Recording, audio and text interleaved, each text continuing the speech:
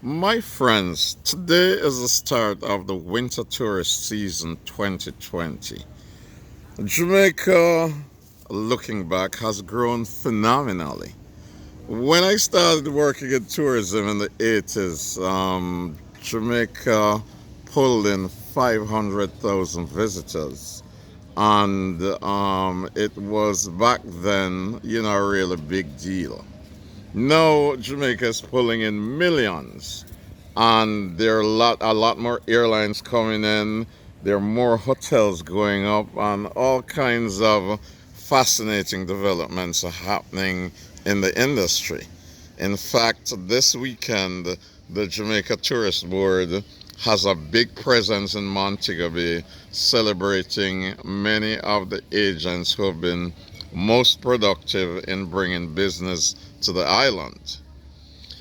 And what a beautiful island it is. Just look, I'm sitting here at Swept Away in the Grill, and just look how beautiful it is. But I'm going to be speaking with a gentleman. His name is Paul Issa. Paul, how are you doing? I'm well. Yes, and Paul's family were the pioneers for tourism in Jamaica, the Issa family. So, Paul, tell me about how long your family has been in the business, and in fact, here in Jamaica. Well, here in Jamaica, 125 years this year. Wow, where did your family My come in from? grandfather and his father came from Bethlehem. Of In Judea? yes, in the state of Palestine, as it then was, and they were Roman Catholics. They were Christian Arabs, and they came and first to America, and then they decided they wanted to settle somewhere else in the New World, and they were on a ship to somewhere else, either Haiti or South America, whoever's, depending on which family member was telling the story. And they got off the boat. They stopped in Jamaica, and someone says, "Why don't you get off here and look around?" And they did, and they stayed.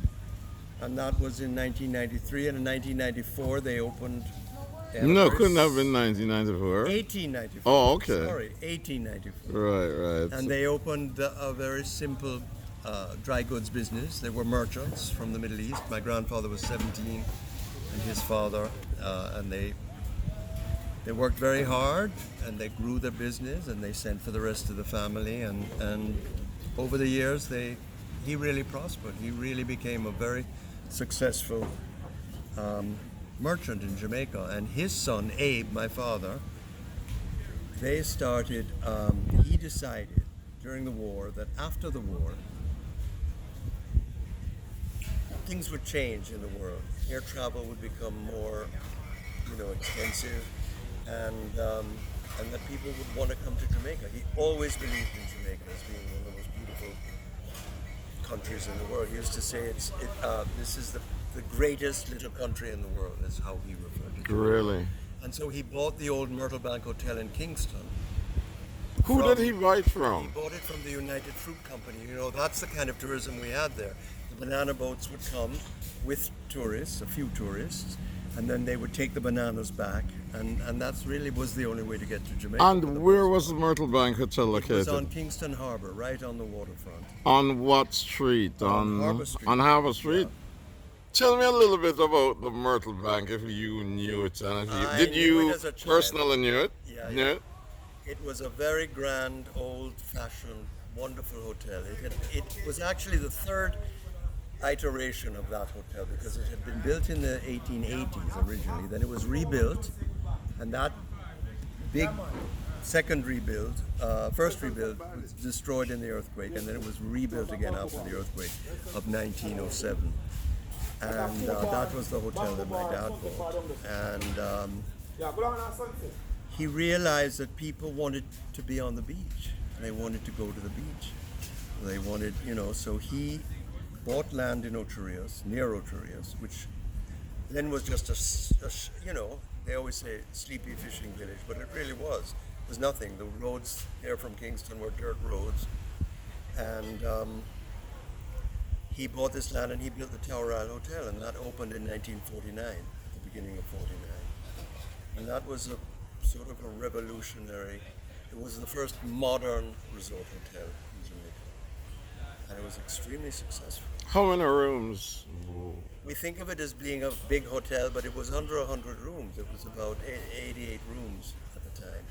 The first, it expanded over the years. Mm-hmm. And that's how we got into the tourism business, and that was 75 years ago when he bought the Myrtle back, 1944. So this year we're celebrating our 75th year. And now today we have these two resorts in Negril, Couples Swept Away and Couples Negril. And in Ocho Rios we have the original Couples, which is the original Tower Isle Hotel, and Couples Sans Souci. We're not a big chain, we're a small family business, and we've deliberately kept it that way because we believe in the personal touch. We believe in building relationships with our guests, which we have done. And we have a very, very loyal clientele and very, very high repeat guest factor. Right, I remember at one point, Couples was rated #1 with the visitor satisfaction survey when those surveys were new and were perhaps happening in Jamaica for the very first time. Well, it was, and it still is on various lists like TripAdvisor's list. Mm-hmm. We're often at #1 on that. All 4 hotels in the most recent one are in the top 10. They do it every month, TripAdvisor. We're often on the Condé Nast Reader's Choice list. So we're pleased with that, and we have kept our hotels. Our hotels are not big properties. This is the biggest one, Swept Away. And how This many is rooms just are over here? 300 rooms. Oh, that's big. Nowadays, that's Well. not big. You have Spanish companies and other foreign companies building hotels here that are, 1,500 rooms. Right. Well, just think about somewhere like Port Antonio, where I don't think in the entire Port Antonio you have more than 300 rooms Yes. among all the Not even hotels. that many. So, If you count villas, maybe. right, yeah. But yes, and there are a number of people who would like to keep that aspect of tourism protected, so that it's not all big hotels, it's not all Cancun-like thing, and Jamaica is not like that. Luckily, Jamaica is big enough, so you can have a big hotel over here, but you can go and the space between them. It's not like one big hotel after another on one strip of beach. Right. Now tell me, what's the profile of the visitor that you attract? 75% from North America, maybe even higher certain times of the year. So that includes Canada, mostly the U.S. Mm-hmm. They are a mixed bag. We get a lot of older people. We get a lot of honeymooners. We get people mostly from the Northeast, and secondly from the Midwest. Mm-hmm. And what is it that your typical visitor finds so attractive at your hotels? There's a kind of authenticity, I think. You feel like you're in Jamaica. The food is very good in all of our properties. We focus on that. The staff are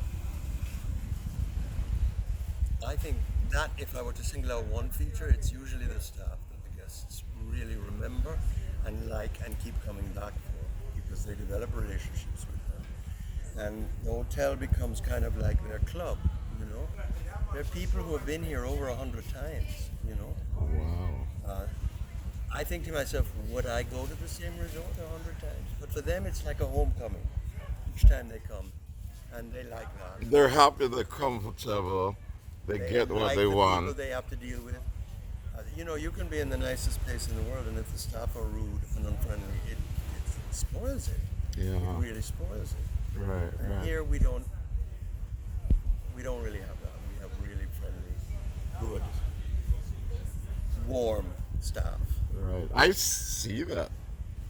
And the thing about Jamaica, that's true of most Jamaicans. If you hire the right people, and if you train them, give them the right tools to work with, I don't think you're going to find nicer people. Anywhere. And I think people are discovering now, there's a lot of investment in Jamaica, especially in the hotel business. I think people are discovering what you and I have always known, which is Jamaica nice. And Jamaicans are nice. And I think, that makes a difference for people, especially when they're on a holiday. Yes, yes, of course. Now, having come along this amazing journey, what's your vision for the future For Jamaica, for tourism? I see Jamaican tourism growing. What's the word I'm looking for? It's going to grow very rapidly. It's already doing that. And And I would like to make sure that this government and successive governments that they monitor it in a certain way so that there is the kind of Port Antonio type resort or the smaller West End Negril resorts or even on the beach in Negril, or so that we do keep, we still have Round Hill in Jamaica, which is a wonderful resort, and it's kept its flavor and its personality over 50 years, 50 plus years. That's remarkable. yep. Now, Paul, if you are getting away, escaping your hotels and trying to find somewhere in Jamaica to go chill out and relax, where would you typically go? I like going to my hotels, our hotels, I should say. Yeah. It's a family business, as you know. I really enjoy my time here. I live in Kingston, so for me, it's as big a break as it is for the person coming in from Wisconsin. So you then spend some time in the Ocho area and in the Negril area. In the Negril area. I love Port Nice. Antonio. I like Treasure Beach. I haven't been there much, but it has a definite vibe. And there's a lot happening in Jamaica. It's one of the most beautiful islands in the world. It's an incredibly beautiful country. And as long as we protect the environment, not curtail and not limit development, but manage it. So we don't end up like, a Long Beach with one tall building. Right. Well, Mr. Paul Issa, Yes, sir. thank you so very much. It My was a pleasure. pleasure seeing you, having this conversation with you. My pleasure also.